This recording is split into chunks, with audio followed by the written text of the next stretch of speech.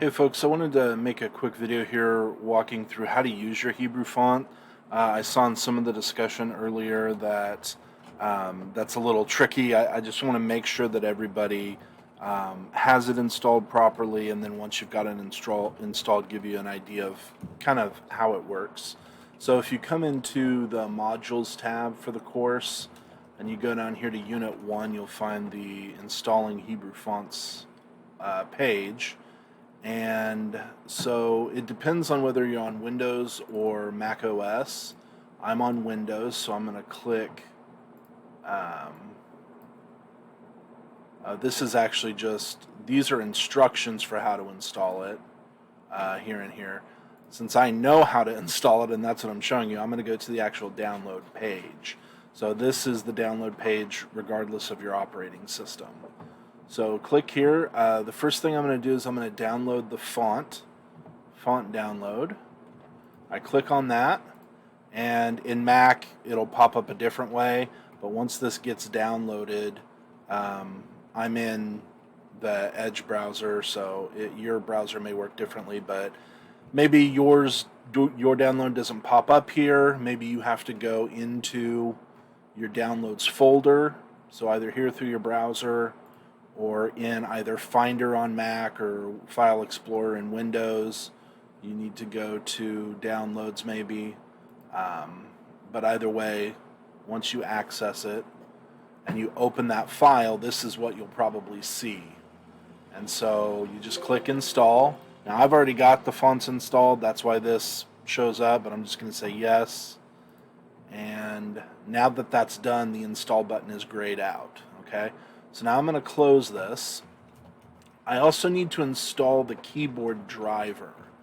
Okay, I'm going to recommend that you install, for Mac, you don't really have an option, you're going to install this one, but for Windows, don't install the Tiro layout, install the SIL layout. Okay, now this installation is what's going to tell your computer which keys make which characters. Alright, so now that this is done, I'm going to open File, and actually what I'm going to do is I'm going to back up. I'm going to right click on this file, and I'm going to extract all. It's going to default, it's going to create a brand new folder where everything's going to be extracted. So click extract. Now that that's done, it opens that folder here. Now I want you to pay attention. This manual that you've downloaded as part of that bundle, this is going to be important for later, so I'm going to go ahead and open that. And now, let me see here.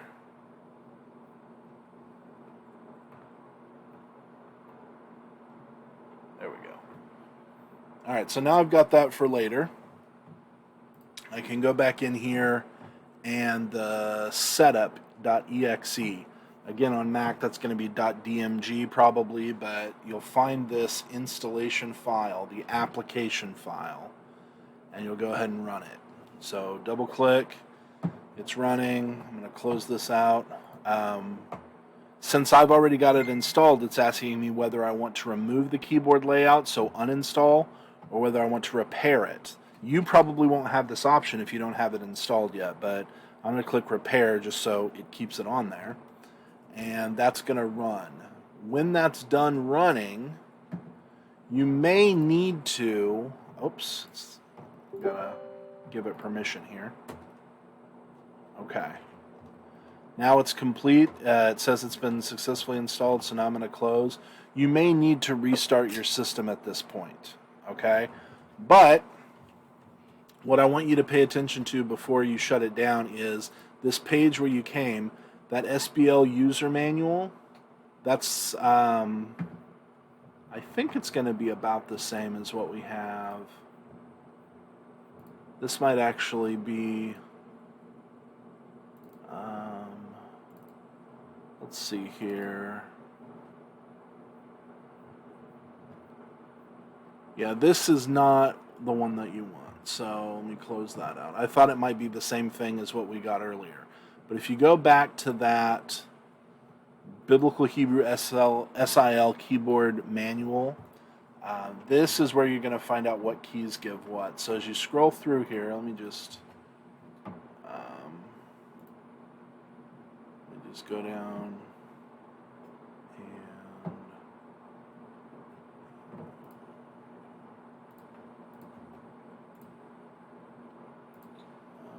where?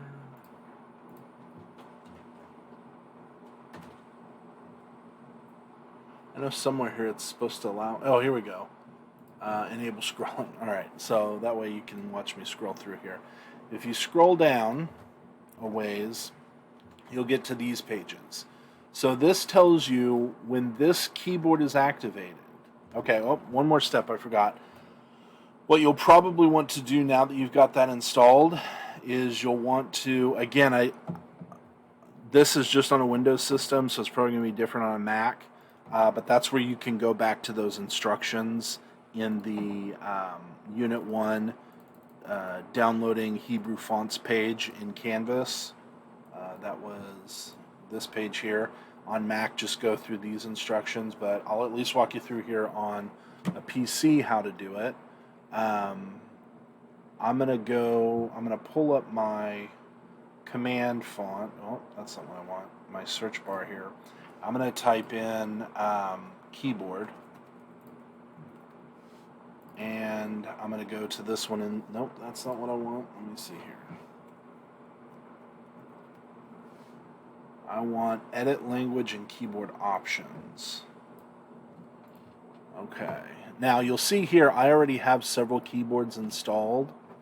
I have a Hebrew one, I have a Greek one, and an English one, and then German as well for the umlauts and whatnot. So let's go in here to language. Oh, that's where we're at. And go add a preferred language. And then if you type in Hebrew here, this is the language pack. Now mine's grayed out because I've already got it installed, but that's what you want to make sure that you have installed here. Once that's installed, you may need to restart your computer again. But now that you've got that installed, on a PC, if you hold down the Windows key and hit the space bar, this menu is going to pop up over here, and hitting the space bar will scroll through these different languages. So I have an English keyboard, that's my standard English keyboard. I have a transliteration keyboard, which allows me to make a lot of different diacritical marks and that sort of thing. I have my Greek keyboard, my Hebrew standard keyboard. This is the Hebrew keyboard that people in Israel for modern Hebrew are going to use. That's not the keyboard I want to use for biblical Hebrew. I want to use the biblical Hebrew SIL keyboard, okay? So once I do that, once I've got that selected, that keyboard driver now tells me where all these different characters are on my keyboard. So you may want to print this out and have it next to you so you can refer to it as you're typing, but most of your letters are just going to be mapped out to the equivalent. So Lamed is going to be on L, Kaf will be on K. There is no J sound in Hebrew, so that's where they put the shin. The F sound in Hebrew is actually a pei, and it's a pei without a dagesh in it, so that's on P. So F is open for sin. Dalet is on D, Samach is on S, Kof is on Q, Vav is on W, so you kind of get it. Most of the short vowels as well are just mapped to your regular vowels without hitting anything. However, and there are some that are, like Chet on X or Tsadia on C, like those are not intuitive. Tet on V, that's not intuitive. So you're going to have to, it's going to take some practice to figure out where all the different characters are. If you hit Shift and then press one of these buttons, this shows you what that does. So your final form letters, your final mem, final nun, sade, kaf, and pei, that's Shift plus those letters. So Shift P is going to give you the final pei. Shift K is going to give you the final kaf. All right. Shavah is just your colon, I guess semicolon. But these are most of your vowels. Shift A is going to give you kametz instead of patak. Shift E is going to give you sere instead of segel. So Shift usually gives you your long vowels. All right. And then we have, when you hit the Alt-GR, this is the Alt on the right side of your keyboard. There's usually an Alt on the left side and an Alt on the right side. These letters are going to come up when you hit Alt on the right side. All right, I think that might be the same as Alt Control on the left, but for me, I just have to hit the Alt on the right, and these will work. Now, most of these are accents, which means you won't have to worry about them. In fact, I don't think you'll need any of these in this class. If you go one more, this is now that right Alt button plus the Shift key. And the only one you may worry about over here are going to be the Hatef vowels. So Hatef Patak is right Alt Shift A. Hatef Segel is right Alt Shift E. And Hatef Kamatz is right Alt Shift O. You may use this Ole here, this accent mark, which would just be Alt Shift, I guess, backslash. Gives you that, but that's probably all you're going to use here. All right, so these maps are going to be really helpful. Remember, when you're typing in Hebrew, the first thing you want to type is the letter. Then you want to type any diacritics. So if you want a dagesh in there, you're going to hit the equal sign. That'll give you a dagesh. If you want your accent mark down here, you can type letter and then accent mark and then dagesh and then vowel, something like that. The diacritics and the vowels, it doesn't really matter which order you put them in, as long as you type the letter first, then the diacritic or the vowel, and then the next letter. That's basically the way it goes. So let's just look at an example of this here. If I wanted to write, let's say Genesis 1:1, I'm going to go to my Hebrew keyboard, and I'll go ahead and make this a little bit bigger here. And I want to write let's write Breshit. Right, these are the letters, but I don't just want the letters, I want the vowels too. So I want a bait, and since it's the first letter of the word, I want a dagesh in it. And then I want to say that this is a shva, so I add with my semicolon there, I get the shva. Bray, I've got my sere here. Bray sh. Then I get a hirik yod, bray sheet. Okay? So bray sheet is the first word, bray sheet. And let me turn this off. That's just a space. Bray sheet. Now I want bara. So I have bait, dagesh. Kametz is shift A. Resh, shift A is kametz. And then I've got a shift period gives me my aleph. Bereshit bara. Now I want Elohim, so I do space. I'm going to do shift period gives me my aleph. Shift, just so you know, shift comma gives you your ayin. So Elohim. For Elohim, I need that Hatef Segel. So I'm going to do right Alt Shift plus E to get that Hatef Segel.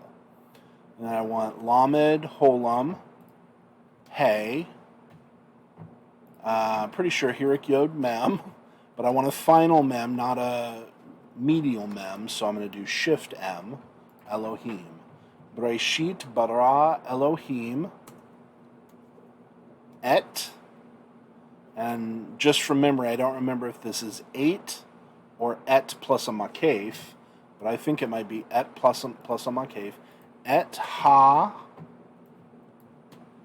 and now I need a dagesh in my shin. Hash, I think that's going to be a kametz. Mayim,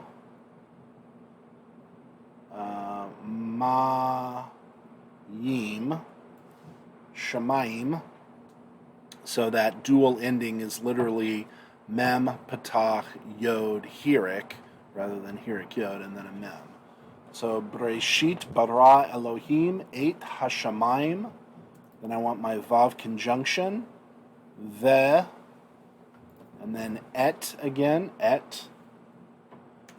Daga, or my makef here, and then I want ha. Oops, let's just close this here. I don't want this to go down yet. There we go. Ha, ah, Rets. And I want my final sade, so I'm going to do Shift C, Eretz, or Aretz, Haaretz. Now, if you wanted to add in the accent marker here on Aretz, you can go ahead. Keep in mind your arrow keys here. You're writing in Hebrew, and so in order to go back, your back key is actually going to push the cursor to the right, because this is how you go back in your writing. If you want to go forward in your writing, that's going to push your cursor to the left. And where I want to go is I want to go after, right now I'm between the first kametz and the aleph. I want to go between the aleph and the second kametz. So I'm going to go one more. Right now I'm after the aleph, but I'm before the kametz. And here I'm going to hit that right alt shift backslash, and that gives me that accent mark. So just a quick demonstration of how you can work the keyboard. Again, it's a big learning curve. It's going to take a while for you to get the hang of it, but even if it's really, really slow, you can at least insert Hebrew into your papers without just copying a form, and then you insert it and then you get all kinds of problems. So this way you can actually type out in Hebrew, and the more you use this, the more natural it'll become, but after a while, you can get pretty fluent with it. So to show you my fluency, after years of doing this, I'll just type that out kind of at my normal speed. So I'm going to go, Bereshit, Bereshit, bara, Elohim, Bereshit bara Elohim et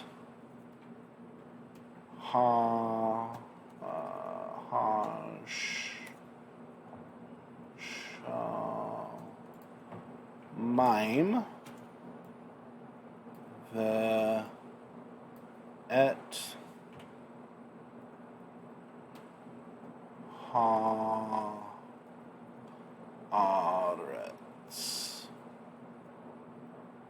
Oh, there we go. All right. So again, it's not as fast as I type in English, but you can go relatively quickly if you get the hang of it. Hopefully that makes sense to you. If you have any questions or any trouble with the Hebrew keyboard, feel free to let me know. I may not be able to get into your system. Sometimes the difficulties with different language keyboards is more of a technical issue than anything else. And with me not knowing your system, it's hard for me to diagnose, but I can answer general questions you might have. So hope that helps. If not, let me know. Thanks so much.